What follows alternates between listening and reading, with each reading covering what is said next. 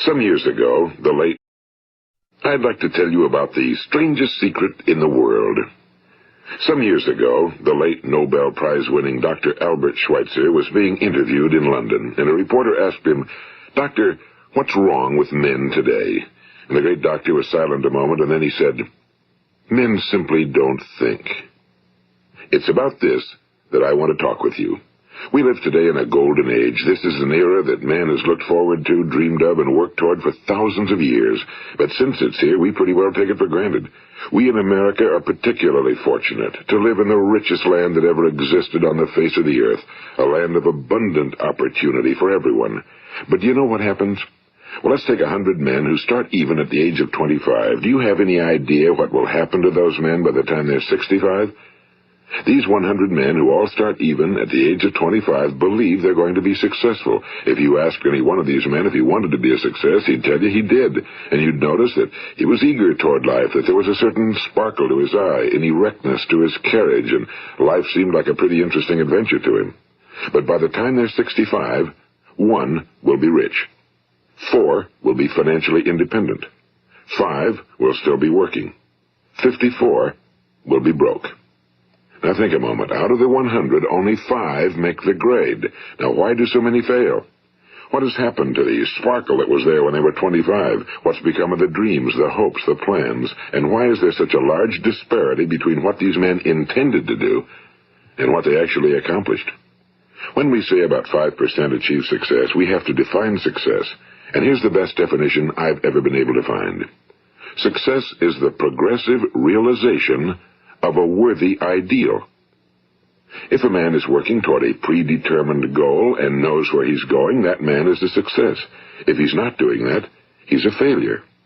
Success is the progressive realization of a worthy ideal.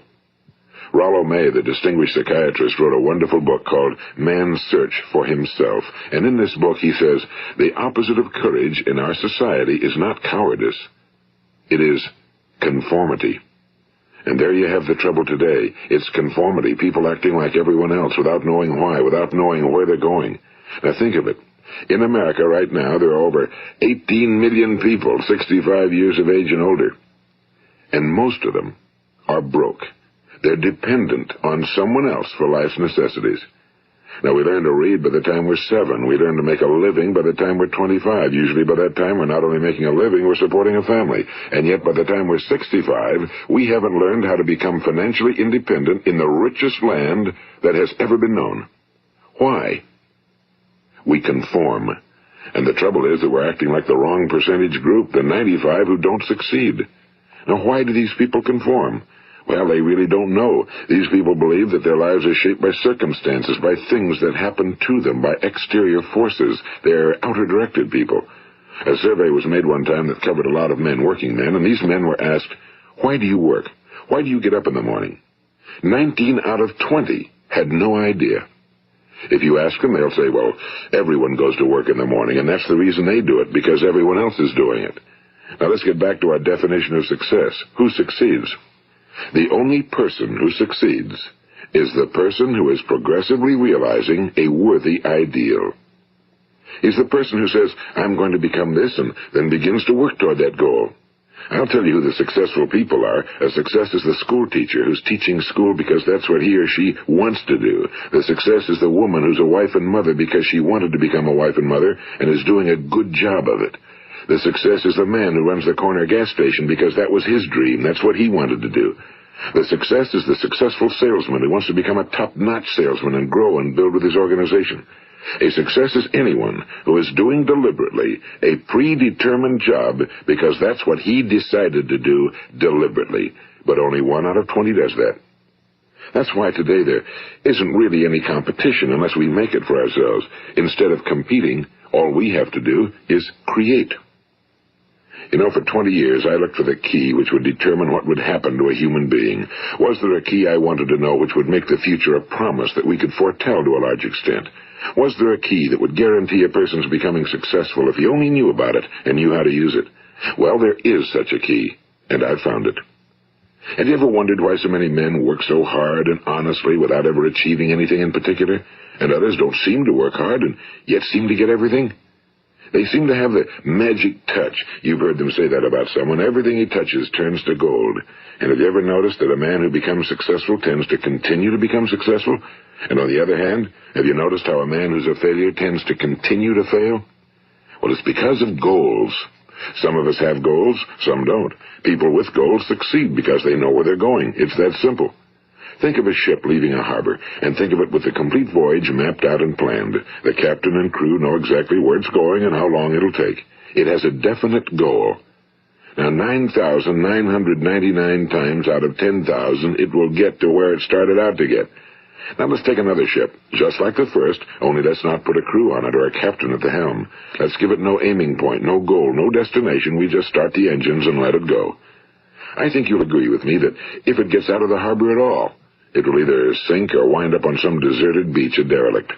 It can't go anyplace because it has no destination and no guidance, and it's the same with a human being. Take the salesman, for example. There's no other person in the world today with the future of a good salesman. Selling is the world's highest paid profession, if we're good at it and if we know where we're going. Every company needs top-notch salesmen, and they reward those men. The sky's the limit for them. But how many can you find? Someone once said the human race is fixed, not to prevent the strong from winning, but to prevent the weak from losing. The American economy today can be likened to a convoy in time of war. The entire economy is slowed down to protect its weakest link, just as the convoy had to go at the speed that would permit its slowest vessel to remain in formation. That's why it's so easy to make a living today. It takes no particular brains or talent to make a living and support a family today. So we have a plateau of so-called security, if that's what a person's looking for. But we do have to decide how high above this plateau we want to aim. Now let's get back to the strangest secret in the world, the story that I wanted to tell you today. Why do men with goals succeed in life and men without them fail?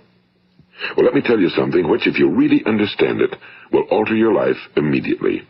If you understand completely what I'm going to tell you from this moment on, your life will never be the same again. You will suddenly find that good luck just seems to be attracted to you.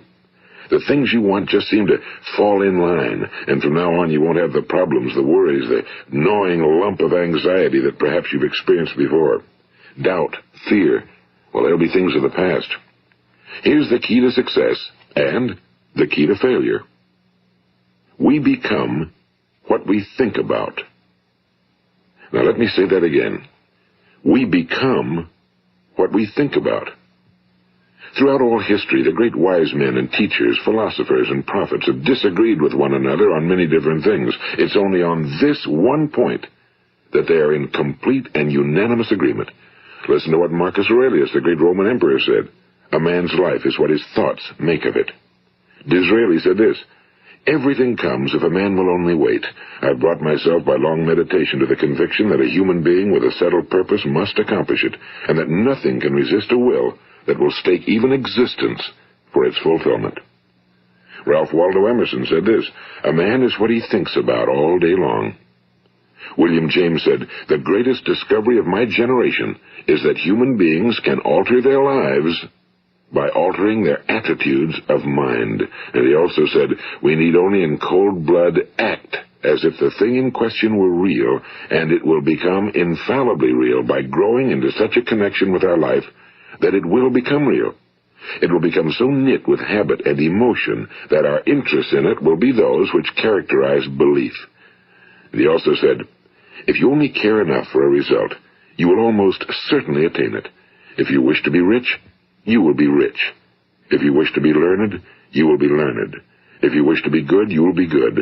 Only you must then really wish these things, and wish them exclusively, and not wish at the same time 100 other incompatible things just as strongly. In the Bible, you read in Mark 9:23, if thou canst believe, all things are possible to him that believeth. My old friend Dr. Norman Vincent Peale put it this way, this is one of the greatest laws in the universe. Fervently do I wish I had discovered it as a very young man. It dawned upon me much later in life, and I found it to be one of the greatest, if not my greatest discovery outside of my relationship to God. The great law, briefly and simply stated, is that if you think in negative terms, you will get negative results. If you think in positive terms, you will achieve positive results. That is the simple fact, he went on to say, which is at the basis of an astonishing law of prosperity and success. In 3 words, believe and succeed. William Shakespeare put it this way: our doubts are traitors and make us lose the good we oft might win by fearing to attempt. George Bernard Shaw said, people are always blaming their circumstances for what they are. I don't believe in circumstances. The people who get on in this world are the people who get up and look for the circumstances they want, and if they can't find them, make them.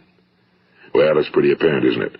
And every person who discovered this for a while believed that he was the first one to work it out. We become what we think about. Now, it stands to reason that a person who's thinking about a concrete and worthwhile goal is going to reach it, because that's what he's thinking about, and we become what we think about. Conversely, the man who has no goal, who doesn't know where he's going, and whose thoughts must therefore be thoughts of confusion and anxiety and fear and worry, becomes what he thinks about. His life becomes one of frustration and fear and anxiety and worry. And if he thinks about nothing, he becomes nothing. Now, how does it work? Why do we become what we think about? Well, I'll tell you how it works as far as we know. Now, to do this, I want to tell you about a situation that parallels the human mind. Suppose a farmer has some land, and it's good fertile land.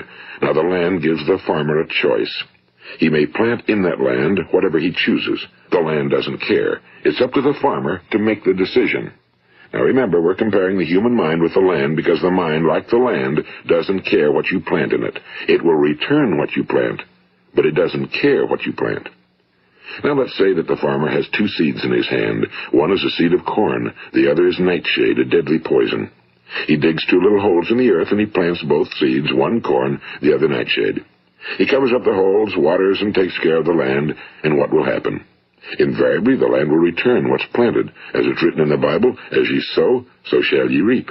Now remember, the land doesn't care. It'll return poison in just as wonderful abundance as it will corn. So up come the 2 plants, one corn, one poison.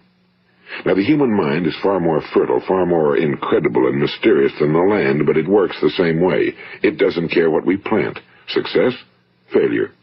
A concrete, worthwhile goal, or confusion. Misunderstanding, fear, anxiety, and so on. But what we plant, it must return to us. You see, the human mind is the last great unexplored continent on Earth. It contains riches beyond our wildest dreams. It will return anything we want to plant. Now, you might say, well, if that's true, why don't people use their minds more? Well, I think they figured out an answer to that one, too. Our mind comes as standard equipment at birth. It's free, and things that are given to us for nothing we place little value on. Things that we pay money for, we value. The paradox is that exactly the reverse is true. Everything that's really worthwhile in life came to us free. Our minds, our souls, our bodies, our hopes, our dreams, our ambitions, our intelligence, our love of family and children and friends and country, all these priceless possessions are free. But the things that cost us money are actually very cheap and can be replaced at any time. A good man can be completely wiped out and make another fortune. He can do that several times. Even if our home burns down, we can rebuild it. But the things we got for nothing, we can never replace. The human mind isn't used because we take it for granted. Familiarity breeds contempt. It can do any kind of job we assign to it, but generally speaking, we use it for little jobs instead of big, important ones. Universities have proved that most of us are operating on about 10% or less of our abilities. So decide now, what is it you want? Plant your goal in your mind. It's the most important decision you'll ever make in your entire life. What is it you want? Do you want to be an outstanding salesman? A better worker at your particular job? Do you want to go places in your company? In your community? Do you want to get rich? All you've got to do is plant that seed in your mind, care for it, work steadily toward your goal, and it will become a reality. It not only will, there's no way that it cannot. You see, that's a law, like the laws of Sir Isaac Newton, the laws of gravity. If you get on top of a building and jump off, you'll always go down. You'll never go up, and it's the same with all the other laws of nature. They always work. They're inflexible. Think about your goal in a relaxed, positive way. Picture yourself in your mind's eye as having already achieved this goal. See yourself doing the things you will be doing when you've reached your goal. Ours has been called the phenobarbital age, the age of ulcers and nervous breakdowns and tranquilizers, at a time when medical research has raised us to a new plateau of good health and longevity. Far too many of us worry ourselves into an early grave trying to cope with things in our own little personal ways without learning a few great laws that will take care of everything for us. These things we bring on ourselves through our habitual way of thinking. Every one of us is the sum total of his own thoughts. He is where he is because that's exactly where he really wants to be, whether he'll admit that or not. Each of us must live off the fruit of his thoughts in the future, because what you think today and tomorrow, next month and next year, will mold your life and determine your future. You're guided by your mind. I remember one time I was driving through eastern Arizona, and I saw one of those giant earth-moving machines roaring along the road at about 35 miles an hour with what looked like 30 tons of dirt in it. A tremendous, incredible machine, and there was a little man perched way up on top with the wheel in his hands guiding it. And as I drove along, I was struck by the similarity of that machine to the human mind. Just suppose you're sitting at the controls of such a vast source of energy. Are you going to sit back and fold your arms and let it run itself into a ditch? Or are you going to keep both hands firmly on the wheel and control and direct this power to a specific, worthwhile purpose? It's up to you. You're in the driver's seat.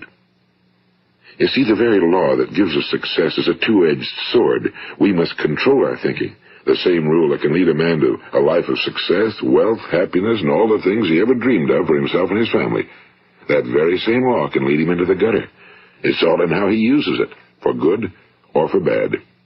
This is the strangest secret in the world. Now, why do I say it's strange, and why do I call it a secret? Actually, it isn't a secret at all. It was first promulgated by some of the earliest wise men, and it appears again and again throughout the Bible, but very few people have learned it, understand it. That's why it's strange, and why for some equally strange reason it virtually remains a secret. I believe that you could go out and walk down the main street of your town and ask one man after another what the secret of success is, and you probably wouldn't run into one man in a month who could tell you. Now, this information is enormously valuable to us if we really understand it and apply it. It's valuable to us not only for our own lives, but the lives of those around us, our families, employees, associates, and friends. Life should be an exciting adventure. It should never be a bore. A man should live fully, be alive. He should be glad to get out of bed in the morning. He should be doing a job he likes to do because he does it well. One time I heard Grove Patterson, the great late editor-in-chief of the Toledo Daily Blade, make a speech, and as he concluded his speech, he said something I've never forgotten. He said, "My years in the newspaper business have convinced me of several things. Among them, that people are basically good, and that we came from someplace, and we're going someplace. So we should make our time here an exciting adventure. The architect of the universe didn't build a stairway leading nowhere." And the greatest teacher of all, the carpenter from the plains of Galilee, gave us the secret time and time again. As ye believe, so shall it be done unto you. I've explained the strangest secret in the world and how it works. Now, on this side, I want to explain how you can prove to yourself the enormous returns possible in your own life by putting this secret to a practical test. I want you to make a test that will last 30 days. It isn't going to be easy, but if you'll give it a good try, it will completely change your life for the better. Now, back in the 17th century, Sir Isaac Newton, the English mathematician and natural philosopher, gave us some natural laws of physics which apply as much to human beings as they do to the movement of bodies in the universe. And one of these laws is that for every action, there is an equal and opposite reaction. Simply stated, as it applies to you and me, it means we can achieve nothing without paying the price. The results of your 30-day experiment will be in direct proportion to the effort you put forth. To be a doctor, you must pay the price of long years of difficult study. To be successful in selling, and remember that each of us succeeds to the extent of his ability to sell. Selling our families on our ideas, selling education in schools, selling our children on the advantages of living the good and honest life, selling our associates and employees on the importance of being exceptional people. To, of course, the profession of selling itself. But to be successful in selling our way to the good life, we must be willing to pay the price. Now, what is that price? Well, it's many things. First, it's understanding emotionally, as well as intellectually, that we literally become what we think about, that we must control our thoughts if we're to control our lives. It's understanding fully that as ye sow, so shall ye reap. Second, it's cutting away all fetters from the mind and permitting it to soar as it was divinely designed to do. It's the realization that your limitations are self-imposed and that the opportunities for you today are enormous beyond belief. It's rising above narrow-minded pettiness and prejudice. And third, it's using all your courage to force yourself to think positively on your own problem, to set a definite and clearly defined goal for yourself, to let your marvelous mind think about your goal from all possible angles, to let your imagination speculate freely upon many different possible solutions, to refuse to believe that there are any circumstances sufficiently strong to defeat you in the accomplishment of your purpose, to act promptly and decisively when your course is clear, and to keep constantly aware of the fact that you are, at this moment, standing in the middle of your own acres of diamonds, as Russell Conwell used to point out. And fourth, save at least 10% of every dollar you earn. It's also remembering that no matter what your present job, it has enormous possibilities, if you're willing to pay the price. Now let's just go over the important points in the price each of us must pay to achieve the wonderful life that can be ours. It is, of course, worth any price. 1. You will become what you think about. 2. Remember the word imagination and let your mind begin to soar. 3. Courage. Concentrate on your goal every day. 4. Save 10% of what you earn. And 5. Action. Ideas are worthless unless we act on them. Now, I'll try to outline the 30-day test I want you to make. Keep in mind that you have nothing to lose by making this test and everything you could possibly want to gain. There are 2 things that may be said of everyone. Each of us wants something, and each of us is afraid of something. I want you to write on a card what it is you want more than anything else. It may be more money. Perhaps you'd like to double your income or make a specific amount of money. It may be a beautiful home. It may be success at your job. It may be a particular position in life. It could be a more harmonious family. Each of us wants something. Now write down on your card specifically what it is you want. Make sure it's a single goal and clearly defined. You needn't show it to anyone, but carry it with you so that you can look at it several times a day. Think about it in a cheerful, relaxed, positive way each morning when you get up, and immediately you have something to work for, something to get out of bed for, something to live for. Look at it every chance you get during the day and just before going to bed at night. And as you look at it, remember that you must become what you think about, and since you're thinking about your goal, you realize that soon it will be yours. In fact, it's yours really the moment you write it down and begin to think about it. Look at the abundance all around you as you go about your daily business. You have as much right to this abundance as any other living creature. It's yours for the asking. Now we come to the difficult part. Difficult because it means the formation of what is probably a brand new habit, and new habits are not easily formed. Once formed, however, it will follow you for the rest of your life. Stop thinking about what it is you fear. Each time a fearful or negative thought comes into your consciousness, replace it with a mental picture of your positive and worthwhile goal. And there will come times when you'll feel like giving up. It's easier for a human being to think negatively than positively. That's why only 5% are successful. You must begin now to place yourself in that group. For 30 days, you must take control of your mind. It will think about only what you permit it to think about. Each day for this 30-day test, do more than you have to do.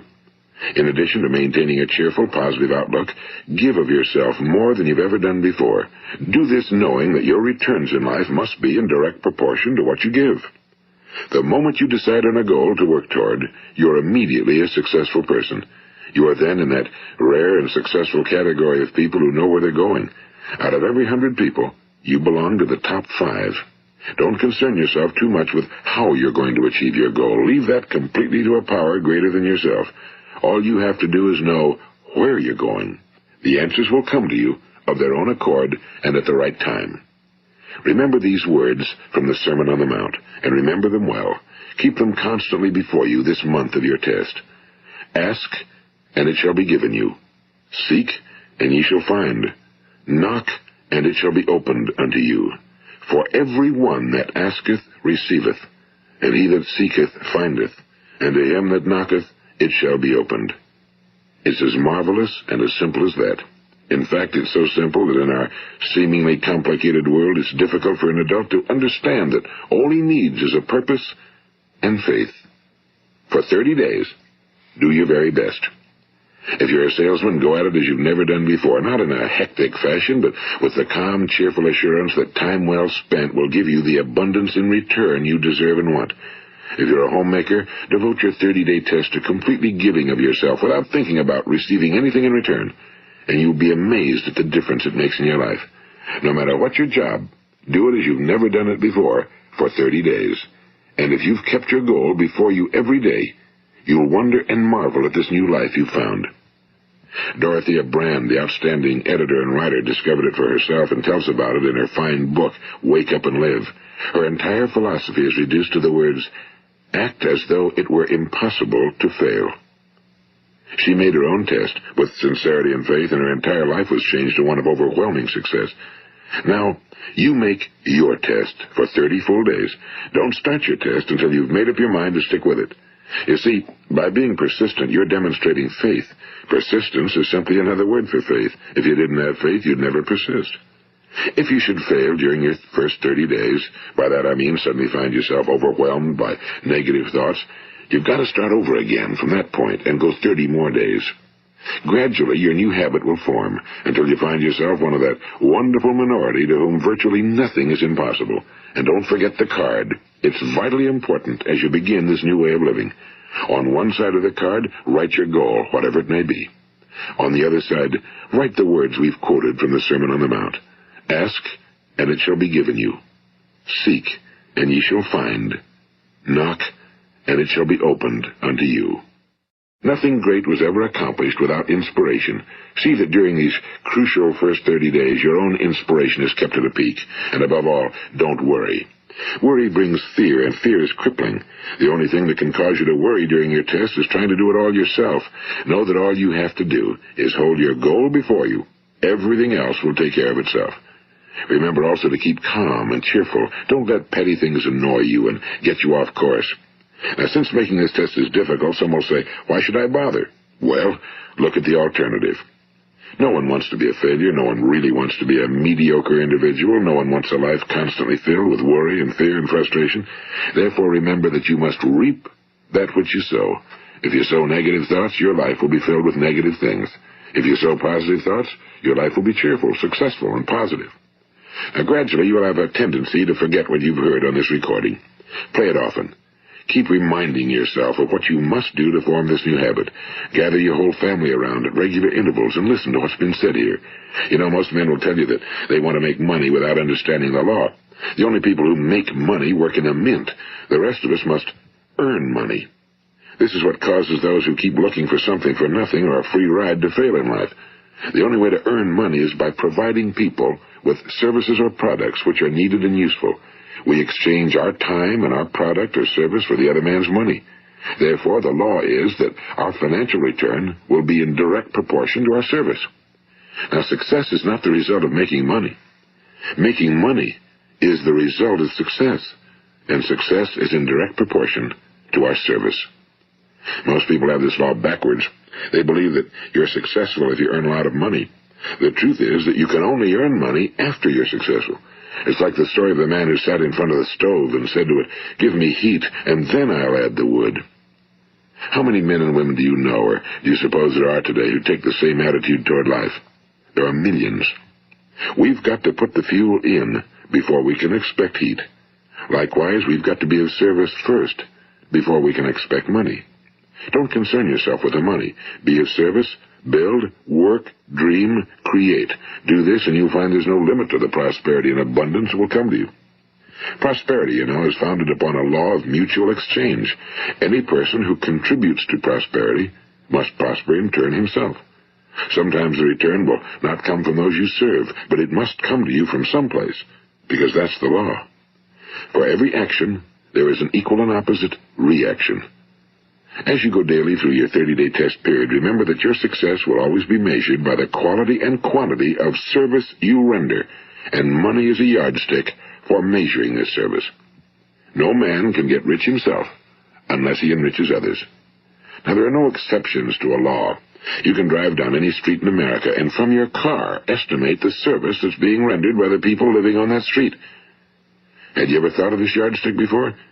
It's interesting. Some, like ministers and priests and other devoted people, measure their returns in the realm of the spiritual, but again, their returns are equal to their service. Once this law is fully understood, any thinking person can tell his own fortune. If he wants more, he must be of more service to those from whom he receives his return. If he wants less, he has only to reduce his service. This is the price you must pay for what you want. If you believe you can enrich yourself by deluding others, you can end only by deluding yourself. It may take some time, but just as surely as you breathe, you'll get back what you put out. Don't ever make the mistake of thinking you can avert this. It's impossible. The prisons and the streets where the lonely walk are filled with people who tried to make new laws just for themselves. We may avoid the laws of man for a while, but there are greater laws that cannot be broken. An outstanding medical doctor recently pointed out 6 steps that will help you realize success. 1. Set yourself a definite goal. 2. Quit running yourself down. 3. Stop thinking of all the reasons why you cannot be successful and instead think of all the reasons why you can. 4. Trace your attitudes back through your childhood and try to discover where you first got the idea you couldn't be successful, if that's the way you've been thinking. 5. Change the image you have of yourself by writing out a description of the person you would like to be. And 6. Act the part of the successful person you have decided to become. The doctor who wrote those words is a noted West Coast psychiatrist, Dr. David Harold Fink. Do what the experts since the dawn of recorded history have told you must do. Pay the price by becoming the person you want to become. It's not nearly as difficult as living unsuccessfully. Make your 30-day test, then repeat it again, and each time it will become more a part of you until you'll wonder how you could ever have lived any other way. Live this new way, and the floodgates of abundance will open and pour over you more riches than you may have dreamed existed. Money? Yes, lots of it. But what's more important, you'll have peace. You'll be in that wonderful minority who lead calm, cheerful, successful lives. Start today. You have nothing to lose, but you have a whole life to win. This is Earl Nightingale, and thank you.